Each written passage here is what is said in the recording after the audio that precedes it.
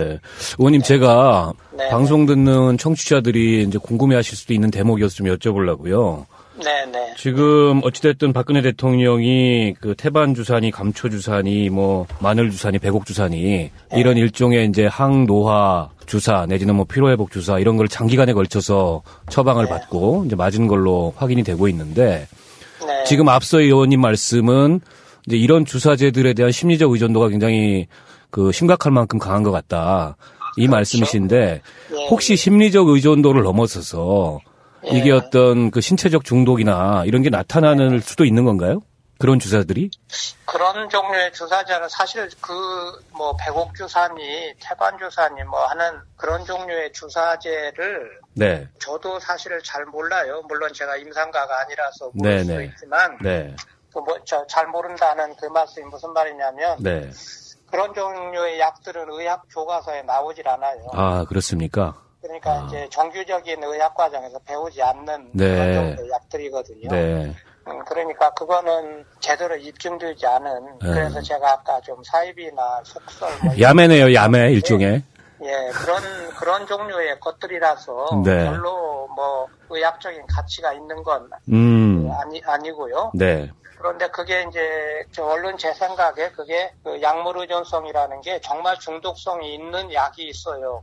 가장 대표적인 게 아편이죠. 네네네. 오피움이라고 하는 네. 그런 종류의 약들은 진짜 중독성이 있어요. 네. 그 니코틴도 그게 중독성이 있는 거거든요. 예. 그러니까 그런 거는 약물 자체가 자꾸만 끌어들이게 하는 그런 성격이 있는 건데 그런 종류의 그 소위 말하는 중독성은 없는데 네. 그 맞으면 편해지고 기분이 좋아지고 이래서 그 심리적인 의존도가 생기는 그럴 수는 있는데 그거는 보통 사람들은 그게 별로 그런 증상이 나타나지 않는데 그 개인의 뭐랄까 마음이 좀 약한 거죠. 네.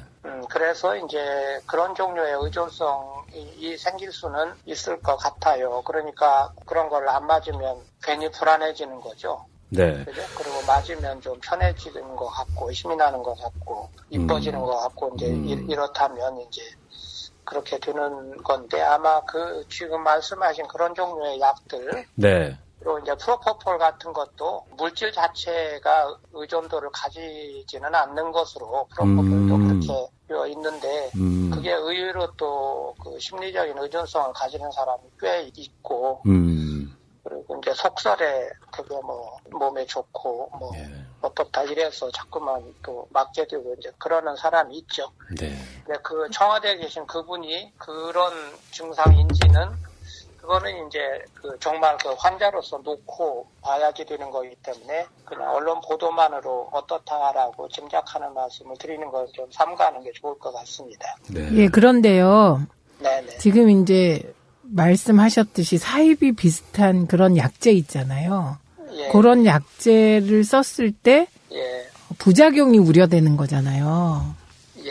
예, 그런데 이제 청와대가 이번에 샀다는 약 중에 두 가지 좀 이상한 약이 있는데요. 예. 그 하나는 중증 감염증에 처방하는 IV 글로불린 S엔주? 예. 요런 약이 있었다는 거예요. 예. 그래서 이 약품의 경우는 면역력이 극도로 떨어진 환자에게 처방하는 약인데 예. 이거를 항노화 등의 목적으로도 또 가끔 처방을 한다. 이렇게 나온 요 약이 하나 있고요. 예. 그다음에 다른 하나는 올해 3월에 50개를 구입했다는데요. 예. 라식스 주사라는 거를 예. 산 거예요. 예. 근데 요 라식스 주사는 설명에 따르면 강력한 이뇨제래요. 이제 라식스는 그 이뇨제 중에서 굉장히 오래전부터 많이 쓰는 그 이뇨제입니다. 그러니까 이제 몸이 붓잖아요. 부종이 생길 때 낮추죠. 그 목적으로도 쓰고 그다음에 혈압이 높을 때 혈압을 낮추는 작용으로도 쓰고요. 그런 이뇨제 종류인데 예.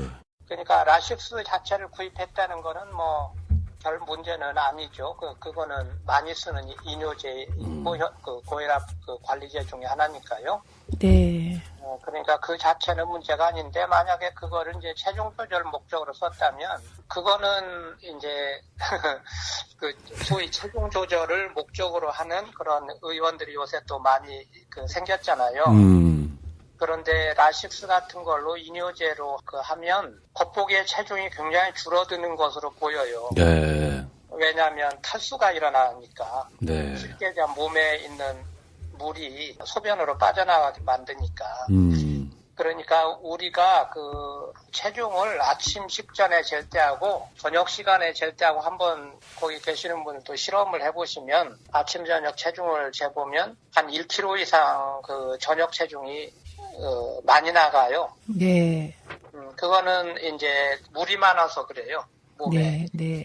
그래서 이제 자고 일어나면 아침에 이제 소변을 보고 나서 식전에 재보면 훨씬 떨어지는 걸 볼 수 있는데, 라식스 같은 이뇨제는 그런 식으로 몸에 물을 빼주니까 체중이 빠지는 것처럼. 그런데 그건 완전히 착시 효과죠. 왜냐하면 물은 다시 보충이 되면 도로 늘어나니까. 네. 체중이 줄어든다는 건 몸에 있는 이제 지방질을 소모시키는 거잖아요.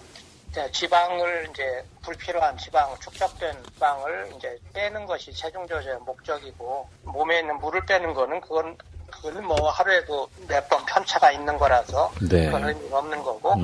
그렇죠. 그러니까 만약에 체중 조절 목적으로 그걸 썼다면 문제인데, 약자 자차는 그런 것이고요.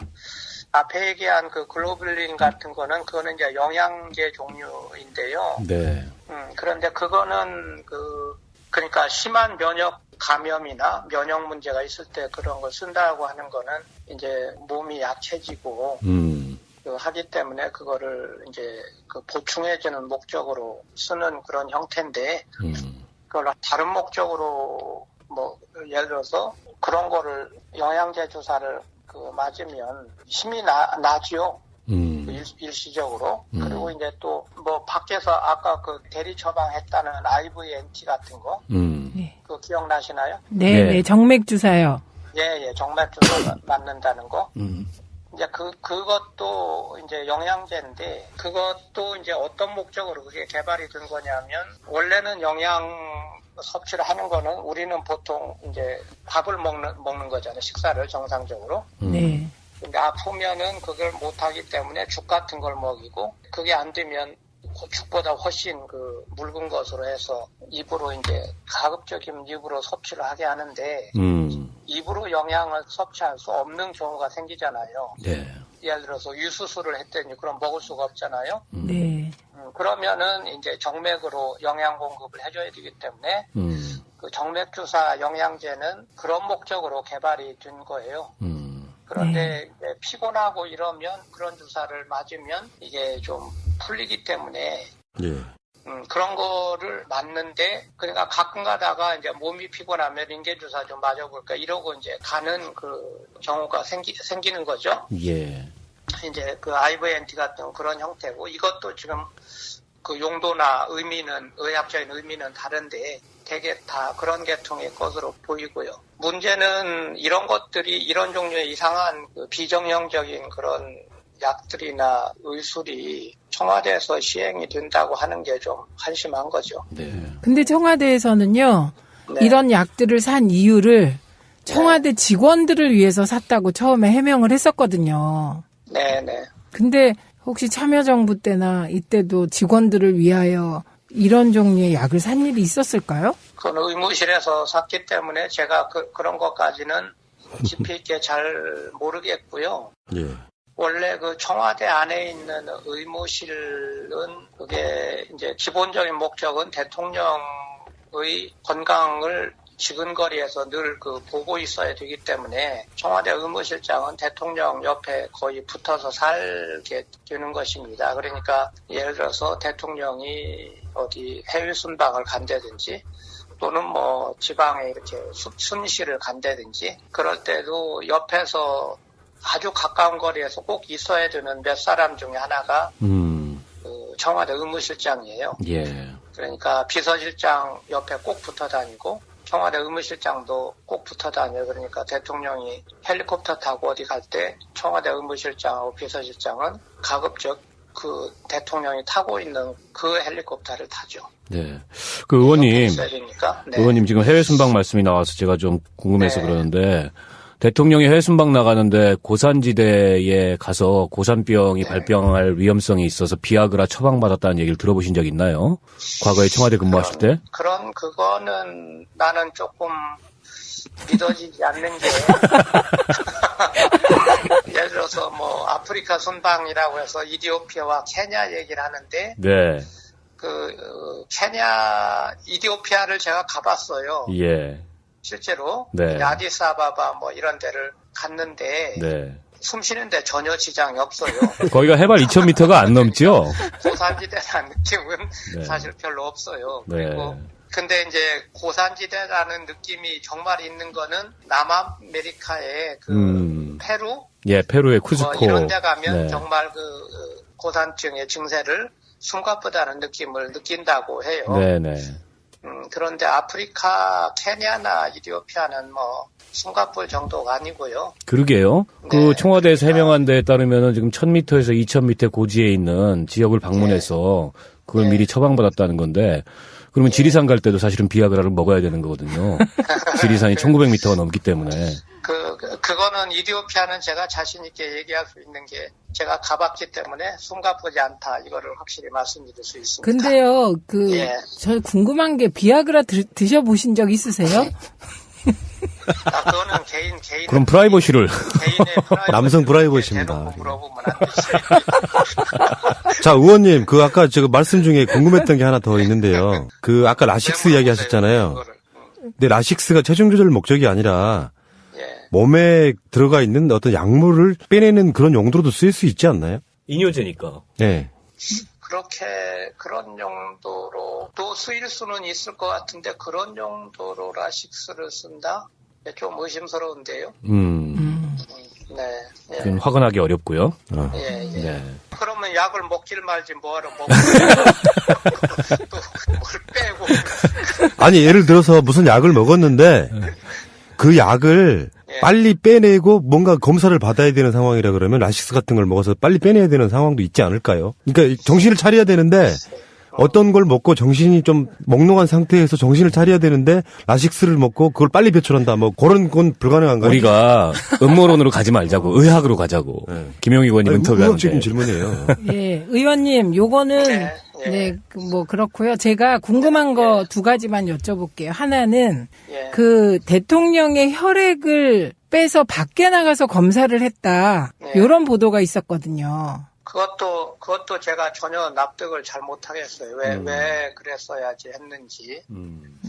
그게 그러면은 요즘 이제 계속 보도가 나오는 게 밖에서 처방을 받고 또 대리로 처방을 받아서 그 약을 가지고 와서 청와대 안에서 맞았다. 네. 뭐 그런 식으로 얘기가 나오는데 뭐 때문에 그런 짓을 했었어야 했을까를 납득을 못하겠어요. 왜냐하면 청와대 의무실이 바로 있는데 그러면은 청와대 의무실에서 뭐 약을 진료를 받아서 그쪽에서 의료진들이 필요한 조치라면 대통령의 건강인데 당연히 했었을 거고요. 네. 그리고 당연히 혈액 검사 같은 것도 청와대 안에서 해결을 해야지 그걸 밖으로 들고 나간다 하는 것도 그냥 단순한 환자로서도 납득이 안 가는 데다가 대통령의 건강 상태를 바깥에 있는 의료기관에 가서 혈액 검사를 받는다. 이거는 국가 기밀 내지는 통치 시스템 자체에 상당한 문제가 있는 것으로 보이거든요. 네, 그리고 두 번 대통령의 건강 상태를 그러면 바깥에 있는 제대로 말하자면 대통령 건강관리 체계 속에 제대로 들어있지 않은 의료기관에 가서 검진을 받는다. 혈액 검사든 뭐든 한다. 그건 납득이 안 가요. 네. 그다음에 또 하나는요. 네. 의무실장이 늘 대통령과 같이 있어야 된다고 말씀하셨잖아요. 의무실장이.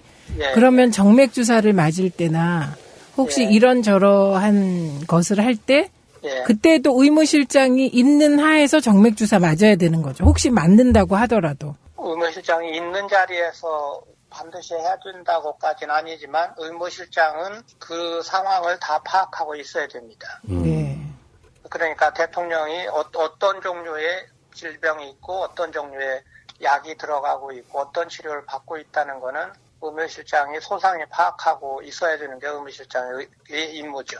네. 그리고 그 간호장교 얘기 나오잖아요. 예. 그 세월호 당일날도 처음에 언론 보도는 간호장교가 청와대에 갔었다.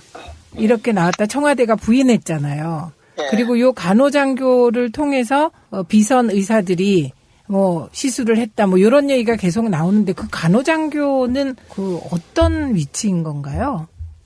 그러니까 참 이게 내가 보기에는 지금 대통령의 건강관리 체계 이것도 사실은 국가기밀에 속하는 건데 얘기를 안 할 수가 없게 돼서 좀 약간 좀 괴롭기는 한데 그 청와대 안에 그 의무실이 있고요. 네. 청와대 밖에 그 청와대 인근에 국군병원이 하나 있어요. 군병원이. 그래서 그 병원이 대통령의 건강관리를 하는 그런 의료기관이에요. 예. 네. 그래서 그게 거기 있고요. 그 다음에 이제 대통령 주치의라고 하는 어느 서울대학의 안목회 또는 세브란스의 안목회 하는 의료진들은 이제 각 전문 분야별로 그 지정을 해놓고 그런 필요가 있을 때 그 담당 의사 또는 주치의가 와서 그 자주 대통령을 만나서 이제 필요한 치료를 받고 하는 건데, 예. 간호장교라고 하는 거는 그 청와대 의무실에 있는 간호장교일 수도 있고요. 예. 네. 그러니까 청와대 의무실장은 군의관이 통상 하거든요. 네네네. 옆에 붙어 있기 때문에 그 다음에 그 옆에 청와대 인근에 있는 그 병원에도 당연히 간호장교가 있죠. 그러니까 어떤 아마 청와대 밖에 있는 지구병원에 간호장교가 들어갔을 수도 있을 것 같아요. 그런데 그것도 납득이 잘 안 되는 거는 그런 모든 상황 자체를 청와대 의무실장이 다 파악을 하고 있어야 되는 거거든요. 청와대 의무실장이 제일 지근거리에서 그런 내용을 다 알고 있어야 되는데 지금 나오는 얘기들을 보면 청와대 의무실장은 어쩐지 존재하지 않는 것 같고 다른 그 비선들. 소위 비선의 의사들이 예. 진료를 한 것처럼 그렇게 나오고 뭐 비밀스러운 주사를 맞았다 이렇게 나오니까 도대체 청와대 의무실 시스템이 어떻게 돌아가기에 저런 말이 나오나 하는 거를 제가 굉장히 의심스럽게 생각하지 않을 수가 없죠. 네. 예, 의원님 오늘 좋은 말씀 네. 감사드리고요. 예. 다음에 직접 한번 나오시는 게 훨씬 더 나을 것 같습니다. 듣고 싶은 이야기가 너무 많은데 네. 전화상으로는 약간 커뮤니케이션이 좀 힘들기도 하고요. 근데 뭐 불러주질 않아서 꼭 모시겠습니다. 고맙습니다, 의원님. 고맙습니다. 네. 고맙습니다. 네, 감사합니다. 네. 네.